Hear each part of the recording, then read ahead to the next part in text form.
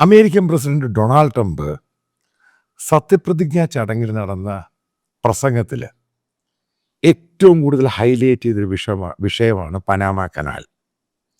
അതിൻ്റെ ഹിസ്റ്ററി ഞാൻ നേരത്തെ പറഞ്ഞു. പനാമ കനാൽ അതിൻ്റെ നിർമ്മാണം തുടങ്ങിയത് ഫ്രഞ്ച് കമ്പനിയാണ്. ഏകദേശം 22,000 പേര് മരിച്ചു. ലാൻഡ് സ്ലൈഡ് ഉണ്ടായി. 22,000 പേര് മരിച്ചതിൽ ഏറ്റവും കൂടുതൽ അധികം മരിച്ച ആക്സിഡൻറ്റിൽ. പിന്നെ അതേപോലെ അവിടെ യെല്ലോ ഫീവർ കയറി അടിച്ചു. ഇഷ്ടം പോലെ എഞ്ചിനീയേഴ്സ് മരിച്ചു. 22,000 പേര് മരിക്കുന്നത് ഹ്യൂജാണ് സംഭവം. അതിനുശേഷം അവർ പൂർണ്ണമായിട്ട് അത് ഉപേക്ഷിച്ചിട്ടങ്ങ് പോയി. പിന്നീട് അമേരിക്കൻ ഗവൺമെൻറ്റും അമേരിക്കൻ മിലിറ്ററി അതിൻ്റെ എഞ്ചിനീയേഴ്സാണ് അത് റീഡിസൈൻ ചെയ്ത് ഫ്രാൻസ് എത്രമാത്രം അസറ്റ് അവിടെ ഉപേക്ഷിച്ചിട്ട് പോയി അതിൻ്റെ പണം കൊടുത്തിട്ട് ഇതിൻ്റെ പണി പൂർത്തിയാക്കുന്നത്. അതിനുശേഷം അമേരിക്കയായിരുന്നു പനാമയിൽ ഈ കനാൽ ഓപ്പറേറ്റ് ചെയ്തുകൊണ്ടിരുന്നത്. അപ്പോൾ ജിമ്മി കാർട്ടർ പ്രസിഡൻ്റ് ആയിരുന്ന സമയത്ത് പനാമയുടെ റിക്വസ്റ്റ് അനുസരിച്ചിട്ട് ഈ കനാല് പനാമയ്ക്ക് ഓപ്പറേറ്റ് ചെയ്യാൻ കൊടുത്തു. അതായത് ബേസിക്കലി ഇന്നും അത് അമേരിക്കയുടെ പ്രോപ്പർട്ടിയാണ്. പക്ഷെ പനാമ എന്ന് പറഞ്ഞ രാജ്യം അതിനകത്ത് പലതും ലംഘിച്ചു. കാരണം കരാറുണ്ടായിരുന്നു, കരാർ ലംഘിച്ചു.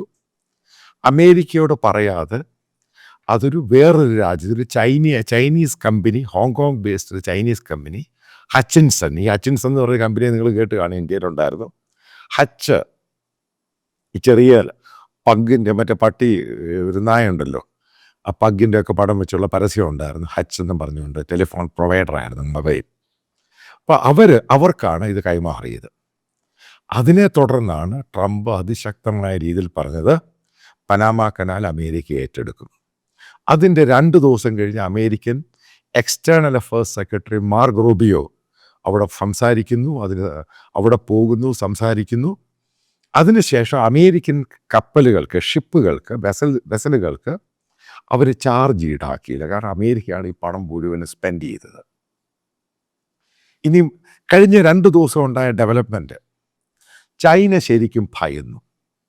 ചൈന ആ റീജിയനിലെല്ലാം കൂടെ 43 പോർട്ടുകളാണ് ഓപ്പറേറ്റ് ചെയ്തുകൊണ്ടിരുന്നത്. ഈ പനാമ കനാൽ, 2 കനാലുണ്ട്, 2 കനാൽ ഉൾപ്പെടെ 43 പോർട്ടുകൾ. ഈ ഹച്ചിൻസൺ എന്ന് പറഞ്ഞ ഹോങ്കോങ് ബേസ്ഡ് ചൈനീസ് കമ്പനി ഈ പറയുന്ന 43 പോർട്ടുകളും ഈ പനാമ കനാൽ ഉൾപ്പെടെയുള്ളത് അമേരിക്കൻ കമ്പനിയായ ബ്ലാക്ക് റോക്ക്, ലോകത്തിലെ തന്നെ ഏറ്റവും വലിയ അസറ്റ് മാനേജ്മെൻറ്റ് കമ്പനിയാണ്, അവർക്കിത് കൈമാറുന്നു. $21 ബില്യൺ. ശരിക്കും അവർക്കത് ജാക്ക്പോട്ട് അടിച്ചു തരണം. അതായത് ഈ റീജിയനിൽ നിന്ന് മുഴുവനും ചൈനീസ് കമ്പനികൾ പിന്മാറുകയാണ്. പോർട്ടിൻ്റെ ഓപ്പറേഷനും അതേപോലെ പനാമ കനാലിൻ്റെ ഓപ്പറേഷൻ പൂർണ്ണമായിട്ടും പിന്മാറി. ട്രംപ് എഫക്റ്റ് എത്രമാത്രം ശക്തമാണെന്ന് മനസ്സിലാക്കുക. ഇത്രയും നാളും കഴിഞ്ഞിട്ട് ഒരു അമേരിക്കൻ പ്രസിഡൻറ്റിനും ഈ ചൈനയെ ഒതുക്കി നിർത്താൻ പറ്റിയില്ലായിരുന്നു. ആ രീതിയിലാണ് ചൈന എല്ലായിടത്തും പോർട്ടുകളാണെങ്കിലും പല രാജ്യങ്ങളിലും അതിക്രമിച്ച് കയറിയിട്ട് ഇത് മുഴുവനും അവർ പല രീതിയിൽ പല തരികിടയെ കാണിച്ച് അവർ ഓപ്പറേഷൻ സ്റ്റാർട്ട് ചെയ്ത്. കാരണം ചൈനീസ് എക്സ്പാൻഷൻ്റെ ഭാഗമായിട്ടാണ് നടന്നത്. അതിൻ്റെ ഭാഗമായിട്ടാണ് ലഡാക്കിലും ഗാൽവാനിലും ഒക്കെ അവർ പ്രശ്നങ്ങളുണ്ടാക്കാൻ ശ്രമിച്ചത്. ശ്രീലങ്കയിൽ വന്നു, മോൾഡീവ്സിൽ വന്നു, നമ്മുടെ അയൽവാസി മുഴുവനും കയറാൻ ശ്രമിച്ചു. നോക്കുക, ട്രംപ് അതിനകത്ത് വി താങ്ക്സ് ടു ഹിം. കാരണം ഇതേ രീതിയിൽ ട്രംപ് ഇടപെടുകയാണെങ്കിൽ ഇന്ത്യൻ ഭാഗത്തുള്ള, ശ്രീലങ്കൻ ഭാഗത്തും മോൾഡീവ്സിലും മറ്റുള്ള ഭാഗത്തുള്ള ഈ ചൈനീസ് ഓപ്പറേഷൻ ഇവരതും കൊണ്ട് ഓടും. കാരണം ചൈനയ്ക്ക് ഇവിടെ ഒന്നും ഓപ്പറേറ്റ് ചെയ്ത് യാതൊരു ആവശ്യവുമില്ല. ഇവർ കയറി ഇവിടെ ഓപ്പറേറ്റ് ചെയ്ത് ഇന്ത്യയെ മോണിറ്റർ ചെയ്യാൻ വേണ്ടിയാണ്. ഇപ്പം എന്താ ഉണ്ടായത്, ചൈനീസ് കമ്പനിയുടെ കയ്യിൽ നിന്ന് മുഴുവൻ 43 പോർട്ടുകൾ മുഴുവനും പോവുക എന്ന് പറഞ്ഞാൽ അത്രമാത്രം ഒരു ഭയന്നു പോയി. വളരെ വില, കാരണം ഇതിൻ്റെ ഈ കോൺട്രാക്റ്റ് എന്ന് പറയുന്നത് വരാൻ പോകുന്ന 3 വർഷം കൂടെയുണ്ട്. അതിനുശേഷമാണ് പനാമ കനാൽ കൈമാറാമെന്ന് പറഞ്ഞത്. കാരണം പനാമ ഗവൺമെൻറ് പറഞ്ഞു അതിൻ്റെ ഓപ്പറേഷൻസ് അത് അമേരിക്കയ്ക്ക് കൈമാറാം, അതിൻ്റെ ഉടമസ്ഥാവകാശം പനാമയ്ക്കായിരിക്കും, അതിൻ്റെ ഫീസായിട്ട് അമേരിക്ക പണം തരേണ്ട, മറ്റുള്ള വെസൽസ് അവർക്ക് പണം കൊടുക്കണം. ഇതായിരുന്നു പനാമയുടെ ഡിമാൻഡ്. അത് അമേരിക്ക അംഗീകരിക്കുകയും ചെയ്യും. പക്ഷേ അമേരിക്ക പിന്മാറാൻ തയ്യാറായില്ല. ഒരു കാരണവശാലും ഈ പോർട്ട് ഈ കമ്പനി ഓപ്പറേറ്റ് ചെയ്യരുത്, പെട്ടെന്ന് പിന്മാറണം. ട്രംപിൻ്റെ ആ അതിശക്തമായ അറ്റാക്ക്, അതായത് ആ ഇനാഗുറേഷൻ സമയത്ത് ഇദ്ദേഹം കൊടുത്ത നേരിട്ടാണ് ചൈനയെ കയറി അറ്റാക്ക് ചെയ്യുന്നത്. കാരണം ഒരു കാരണവശാൽ അമേരിക്ക ഈ പോർട്ട് ചൈനയ്ക്ക് ഓപ്പറേറ്റ് ചെയ്യാൻ കൊടുക്കില്ല. മറ്റുള്ള പോർട്ടുകളെ പറ്റി ഇൻഡയറക്റ്റ് ആയിട്ടുള്ള താക്കീതാണ് കൊടുത്തത്. കാരണം ഇവിടെയൊക്കെ അമേരിക്കൻ അസറ്റുകളും പരിപാടികളൊക്കെ ഉണ്ട്. ഇതിനെ മോണിറ്റർ ചെയ്യാനുള്ള പരിപാടി ചൈന ആവിഷ്കരിച്ചപ്പോഴാണ് ഈ സംഭവത്തിൻ്റെ പിച്ചങ്ങ് മാറിയത്. അപ്പോൾ ഇത് ട്രംപിനാണെങ്കിലും ഡെമോക്രാറ്റ്സിനും കൊടുത്ത അടി വല്ലാതെ അങ്ങ് കയറി അങ്ങ് ഏറ്റു. ഭയന്ന് തന്നെ ഇരിക്കും. കാരണം ചൈനയുടെ ടാരിഫും ഒക്കെ ഇനി വരാൻ പോവുകയാണ്. അതുകൊണ്ട് തന്നെയാണ് ചൈനീസ് ഗവൺമെൻറ് നിർബന്ധിച്ച് ചൈനീസ് ഓപ്പറേറ്റ് ചെയ്തിട്ട് ഹച്ചിൻസൺ ചൈനീസ് ബേസ്ഡ് കമ്പനിയാണ്. പക്ഷേ ഹോങ്കോങ്ങിലാണ് അവരുടെ ആസ്ഥാനം. ഇതിനെക്കൊണ്ട് മുഴുവൻ സാധനം ഒറ്റയടിക്ക് അമേരിക്കൻ കമ്പനിയായ ബ്ലാക്ക് റോക്കിന് എഴുതി കൊടുക്കുകയാണ്. അതായത് $21 ബില്യൺ. ഡീല് വളരെ ട്രാൻസ്പെറൻറ്റ് ഡീലാണ്. ഇത് തന്നെയാണ് ട്രംപിൻ്റെ ആഗ്രഹം. കാരണം ഇതൊക്കെ അമേരിക്കൻ അസറ്റുകളാണ്. ഇത് ഗ്ലോബലായിട്ട് ആൾക്കാർക്ക് ഉപയോഗിക്കുക. ഇത് ചൈന അവരുടെ ഹിഡൻ അജണ്ടയുടെ ഭാഗമായിട്ട് മാറ്റാൻ ശ്രമിക്കുന്നു. ഇപ്പം പല ചൈനീസ് ആൾക്കാർ ഇതിനെപ്പറ്റി അന്ന് ഞാൻ പറഞ്ഞു കഴിഞ്ഞപ്പോൾ പല ആൾക്കാരും പറഞ്ഞു ചൈനയ്ക്കത് പേടിയില്ല, ചൈനയ്ക്കിത് പേടി. ചൈനയ്ക്ക് പേടിയാണ് US-ന്, ശരിക്കും പേടിയാണ്. അതിൻ്റെ ട്രംപ് വന്ന ശേഷമാണ് നിങ്ങൾ മനസ്സിലാക്കുക. ട്രംപ് എലക്ഷൻ കഴിഞ്ഞങ്ങോട്ട് മാറിയപ്പോഴാണ് ചൈന പെട്ടെന്ന് ഇന്ത്യയുമായിട്ടൊക്കെ പ്രശ്നമില്ല എന്ന് പറഞ്ഞു. പെട്ടെന്ന് ടോക്സ് സ്റ്റാർട്ട് ചെയ്യുന്നു, ഇന്ത്യയുമായിട്ട് സെറ്റിൽ ചെയ്യാൻ തയ്യാറാകുന്നു. കാരണം ചൈനയ്ക്കറിയാം ട്രംപിൻ്റെ സ്വഭാവം. കാരണം ചൈന ഇന്ത്യയും ട്രംപുമായിട്ടുള്ള ബന്ധം അറിയാം. അതിനകത്ത് ട്രംപ് എന്ത് പുല്ലും എടുത്ത് ചെയ്യുമെന്നും അറിയാം. ഇതുകൊണ്ട് തന്നെയാണ് ചൈനയ്ക്ക് ഭയം. നിങ്ങൾ ഈ ജിയോ പൊളിറ്റിക്സ് ശരിക്കും നോക്കണം. എന്തുകൊണ്ടാണ് ചൈനയ്ക്ക് ട്രംപിന് ഇത്ര ഭയം? കാരണം ട്രംപിൻ്റെ സ്വഭാവം അറിയാം. കാരണം ട്രംപിനെ അമേരിക്കൻ ജനത വല്ലാതെ സപ്പോർട്ട് ചെയ്യുന്നുണ്ട്. ഈ പനാമ കനാലിൻ്റെ സംഭവം ഉണ്ടായതിൽ അമേരിക്കൻ ജനത പ്രതീക്ഷിച്ചത് പോലും ആയിരുന്നു. കാരണം അവരുടെ കയ്യിൽ നിന്ന് പോയ ഒരു സംഭവം ട്രംപ് അത് മാറ്റുക മാത്രമല്ല, കയ്യിലെടുത്തു.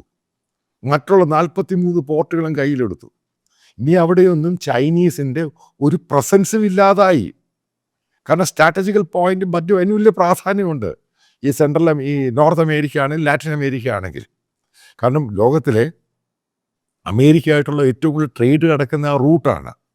ഇവിടെ കയറി സ്വാധീനിക്കാൻ ശ്രമിച്ചു കഴിഞ്ഞപ്പോൾ അത് ട്രംപ് പക്ക കച്ചവടക്കാരനെന്ന് ഞാൻ പറഞ്ഞതിൻ്റെ കാര്യം ഇതാണ്. അപ്പോൾ ഇതും ബേസിക്കലി അമേരിക്കയുടെ ഒരു അവിടെയുള്ള മാർക്കറ്റ് ഭയങ്കര സ്ട്രെങ്തൻ ചെയ്യും.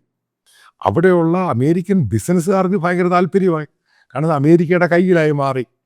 ഇതാണ് ട്രംപിൻ്റെ ഏറ്റവും വലിയ ഗുണമെന്ന് പറയുന്നത്. കാരണം അയാളുടെ മുമ്പിൽ ഈ പറഞ്ഞ ഓരോ കാര്യങ്ങൾ എണ്ണം വെച്ച് പറഞ്ഞു കഴിഞ്ഞാൽ അതെങ്ങനെ തീരുമാനമെടുത്ത് അത് ഫലപ്രാപ്തിയിൽ കൊണ്ടുവന്ന് എക്സിക്യൂട്ട് ചെയ്യാൻ അറിയാം. ഉക്രൈൻ വിഷയത്തിൽ നിങ്ങൾ ആലോചിച്ച് നോക്കുക. അയാൾ എന്ത് പറഞ്ഞ് അവസാനം ഉക്രൈൻ കാല് പിടിക്കുകയാണ്. എന്താണ് യൂറോപ്യൻ രാജ്യങ്ങൾ പറഞ്ഞ് അവസാനം യൂറോപ്യൻ രാജ്യങ്ങൾ മുഴുവൻ തമ്മിലടി സറണ്ടറുമായി. അത്രമാത്രം തന്ത്രപ്രധാനമായ രീതിയിലാണ് അയാൾ ഇടപെടുന്നത്. അയാളുടെ അയാളുടെ സംസാരം മോശമാണ്, അത് മോശമാണ്, ഇത് മോശം. നിങ്ങൾ എന്ത് പറഞ്ഞാലും അയാൾ യുദ്ധമൊന്നും ഉണ്ടാക്കാൻ പോയില്ല. ഈ പനാമ പിടിച്ചെടുക്കാൻ പോയൊന്നുമില്ല. ഒറ്റ സ്റ്റേറ്റ്മെൻറ്റേ കൊടുത്തുള്ളൂ. ഒറ്റ സ്റ്റേറ്റ്മെൻറ്റിൽ പനാമയും ഭയന്നു, ചൈന അതിനേക്കാളും ഭയന്നു. അവർ മുഴുവൻ സാധനം അമേരിക്ക കൊടുത്തിട്ടങ്ങ് പോയി. ഇതാണ് ഉണ്ടായത്. ഇത് ചില സന്ദർഭങ്ങളിൽ ഏറ്റവും ആവശ്യമാണ്. അതാണ് ഈ ലോക പോലീസിൻ്റെ കളി എന്ന് പറയുന്നത്. ഇതിനകത്ത് നിങ്ങൾക്ക് ഡീപ് സ്റ്റേറ്റ് എന്ന് പറയാം, സ്റ്റേറ്റ് എന്ന് പറയാം. Whatever state you want to say you can say. But he's a succeeded ഗായ്.